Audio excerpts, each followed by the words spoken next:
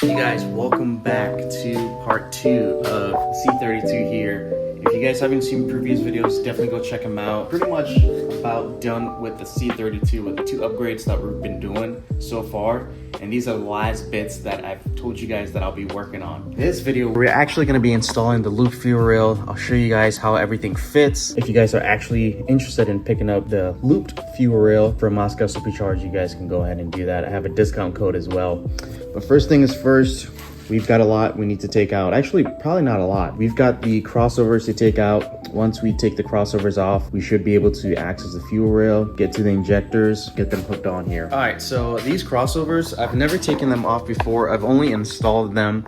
If you guys do have the crossovers, I'm sure you know getting them installed, the middle portion can be a little bit tricky. So what I'm gonna do is I'm actually gonna unbolt everything and just take both of them off together, and then installing them back, I'll see if we can just get them back installed the way it is. When we get there, I'll let you guys know. That's if you guys have never taken this off before. That could be the easier route rather than unbolting these and then having to take them off of the couplers. I'm gonna go ahead and remove the Y pipe here. I'm gonna leave these bad boys here so I don't have to pull them off because they won't be in the way. Oh, why not? I figured I'll show you guys one more time the loop fuel rail. If you guys haven't yet seen the videos, this loop fuel rail is from Moscow Supercharge. This is for the M112K platform, and the really nice thing about this loop fuel rail is it's completely different. It's separate than the stock fuel rail. This is a full built loop fuel rail. You've got the front or the back section right here. You can see it tells you back, which is really nice, and the other side, which is front, so you can't really get them wrong. And then you've got the left and the right, so you guys can see all the fittings on it. This is pretty nice, really nice. This is the right side as well. Obviously they include the little valve that you would stick on this side right here so you can read your fuel pressure whenever you need to. It's really nice, and they give you the whole kit here. We'll go ahead and fit this on real quick.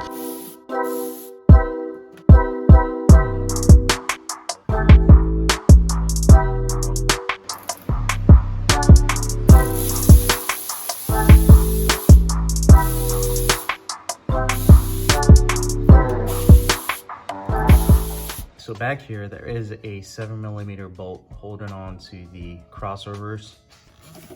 That's a coupler right there. You just need to take off the first one on each side, and then the crossovers will come off.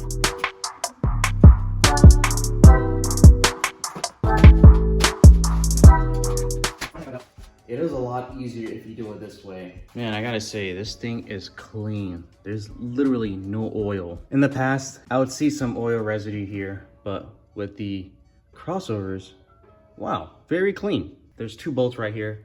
One right here, one right there. That bolt is a little bit longer, so pay close attention to that bolt. And there's one right here. You've got the 17mm fuel line that connects to the fuel rail. Go ahead and undo that. And then your brake booster, you want to take that off, release it off. The fuel line can come off. I'm trying to get the best shots as possible for you guys. Those of you that are new to this and you want to install something like what I'm doing, you guys can watch this video and tackle it. I'm gonna undo this fuel line. I haven't driven the car. I shouldn't get much fuel out of this. If anything, maybe barely any fuel. Those of you that have driven yours, you definitely want to release some of the fuel from the pressure valve right here and have something to catch the fuel over there. Actually, you know what? Let me release mine real quick. I doubt there's anything in here. Yeah, there's nothing in there. All right, we got a little bit of some fuel. Let's go ahead and actually get this brake booster off, so at least it's out of the way. If you guys are trying to figure out how to get that off, there is 2 pinch tabs right here. I don't know if you can see it on video. Pinch both of them and then pull it out, and the brake booster will come off. All right, the bolts holding on to the fuel rail, they are E10s. Fuel rail should now come off. If you have updated fuel injectors, you're gonna wanna unplug them. So you see these adapters, you're gonna wanna unplug these on each side.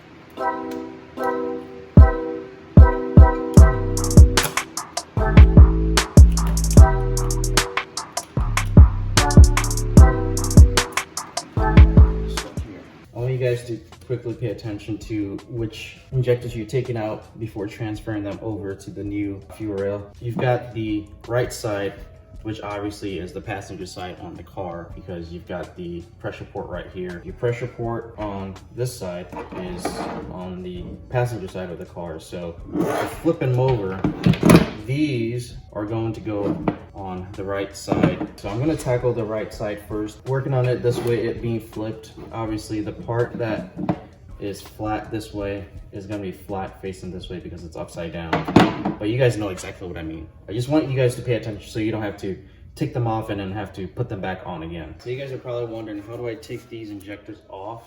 So these are actually pretty easy. They have little clips on them. If you pry them out, they do come off like that. And then the injector literally just pulls out. And then the injectors do have these grooves in them. This piece is supposed to grab on that groove and sit right on it and stays sealed inside the rail.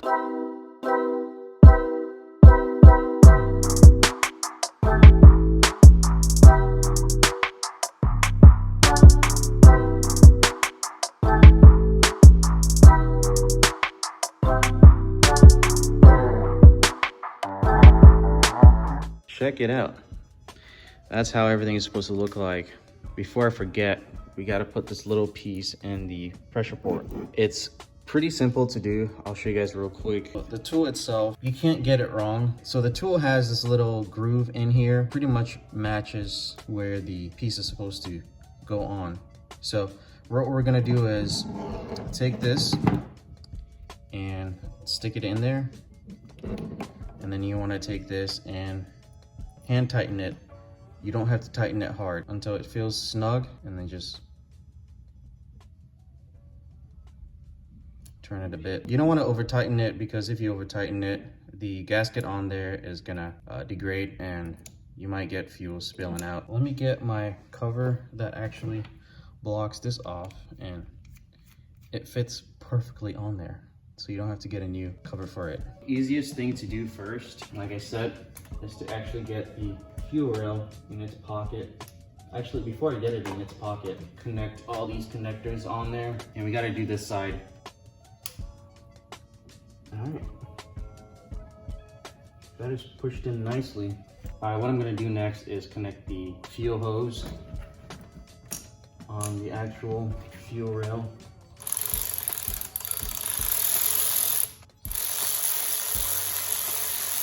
All right, fuel rail is bolted down. I've also tightened down the fuel line that comes into the rail. We're gonna go ahead and fit the back. This is the back, it's labeled right there. We'll go ahead and pass it underneath right here. Grab it on the other side, like so, and screw it on it. You know what? So this got me. So this is kind of angled up and the fuel rail is already bolted down. Actually, go ahead and get this bolted on to the rail before screwing the bolts on. So I'm gonna have to undo this bolt. All right, check it out. It is tucked underneath. Catch can hose I have going through the throttle body, that was the only thing that was interfering.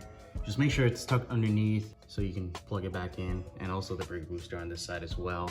Other than that, that's pretty much it. The front side, if you guys don't know, we would have to pass it underneath the supercharger. We would have to get these lines a little bit looser so we can get the hose underneath and onto this side. Same way on the M112K also.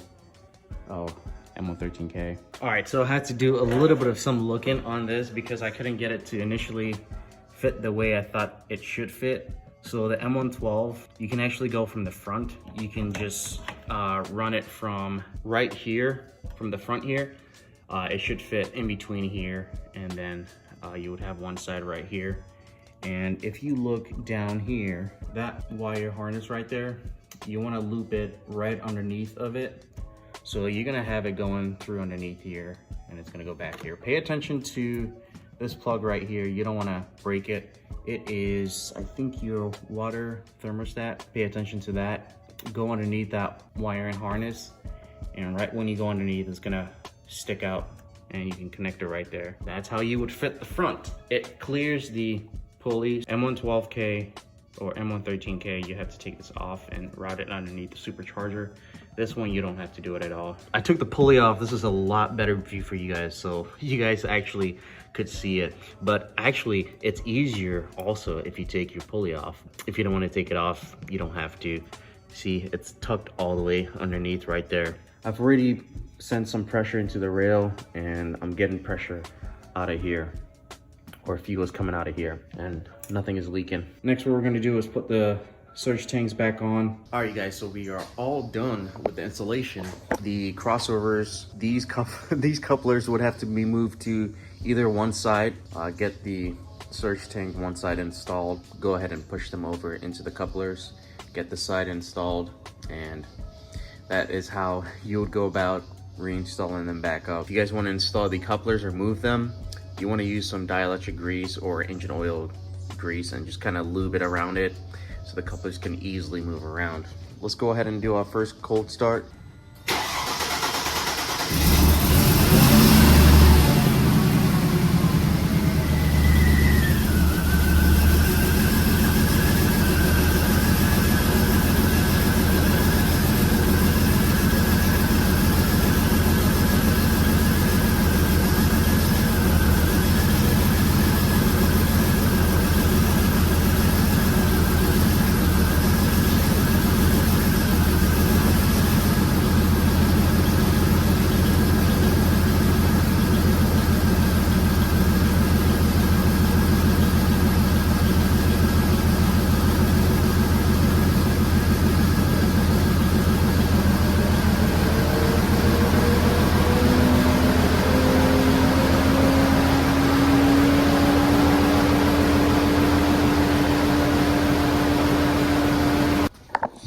All right, something is not right here. Fan immediately kicked on when I turned on the car. All right, it's the next day. Yesterday, I did a whole lot to try and figure out why the misfire was happening. The misfire happened like every time I turned on the engine, and it was always cylinder 6. So I figured, okay, let me go ahead and check the injectors to see if they're properly seated. If they're not properly seated, it's gonna misfire. It's gonna leak some air pockets in there. Same with the surge tanks. If the gasket is not really aligned properly, it's also gonna throw a misfire. I checked all that. All that was perfect. It was good. So I was like, okay, it's probably spark plugs then, because spark plugs on E85, they last from 10,000 miles to 20,000 miles, which is not a whole lot because E85 demands more on the spark plugs and the spark. So I checked cylinder 6 coils, and they were, they were pretty seated into the socket. You know, the wires that I'm talking about, they were seated, and I kind of gave up on it yesterday. Today, I get back on it, and all I did was swap coils from cylinder 6 to cylinder 1, which is the first coil over here. Turned on the car, and no misfire. That doesn't make any sense, because I figured if I switch coils, and if it was the coils and wires, I'll be getting cylinder 1 misfire, but I guess no misfire there. So I thought it was plugs, but I guess it's not plugs, and I guess it's not coils, but the switch just stopped the misfire. So I'm gonna turn it on again for you guys, and then we'll take it out for a drive and see how the car feels like.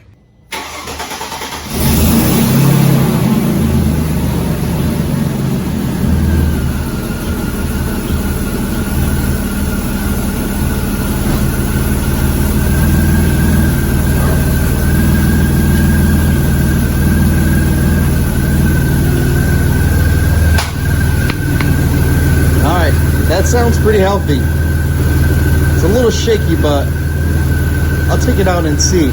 So far, everything is good.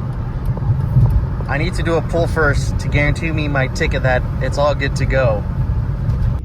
Did one pull, check engine light. Guess what? Cylinder 1 misfire.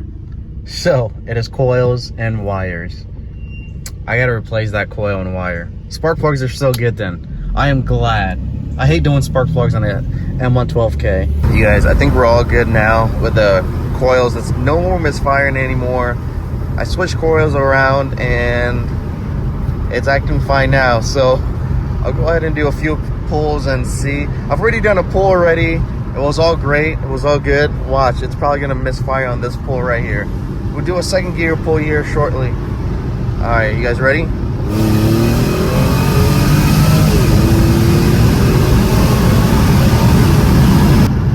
Oh my goodness. Oh my goodness.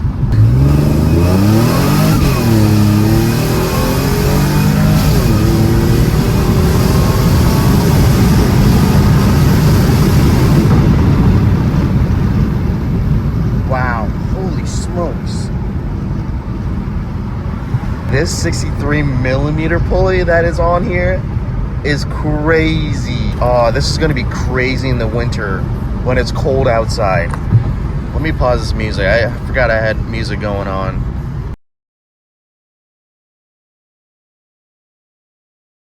I saw 16.9 psi of boost. I didn't think the 2 millimeter difference on the pulley was gonna drastically make a huge difference, but God, this thing is pulling hard. It's been a while since, oh my goodness. It's been a while since I've had high boost pull this hard. Low boost, it pulls, but you don't feel it violently pulling like this. I am so glad the 2 millimeter made a huge difference. I'm still yet to look at AFR. I was just enjoying it, but I was looking at boost. Boost was at 16.9, and obviously this thing is probably gonna read a little bit laggy, so I'm thinking 17 psi of boost, and of course I made it all the way to third gear. Holy smokes! Holy smokes! This is like the best setup, and this is what I wanted. The final stage, a 63 millimeter pulley with the 175 millimeter crank pulley on the bottom. Perfect combination on E85. Wow. I gotta say, the pulls on the pulley really impressed me on this run. I'm glad, you know, we're not getting a misfire here. And if you guys do want to pick this up, obviously, I do have a discount code for you guys to pick up. It's gonna save you some money for this loop fuel rail. Go ahead, DM Moscow Supercharge and ask them about the loop fuel rail. Anyways, you guys, I'm gonna conclude in this video. Hope you guys enjoyed. If you haven't yet already subscribed, go ahead and subscribe, you guys. I want to get this channel to 10K. Hopefully we can get it soon. Go ahead and subscribe and smash the like button. I'll see you guys in the next video. Take care.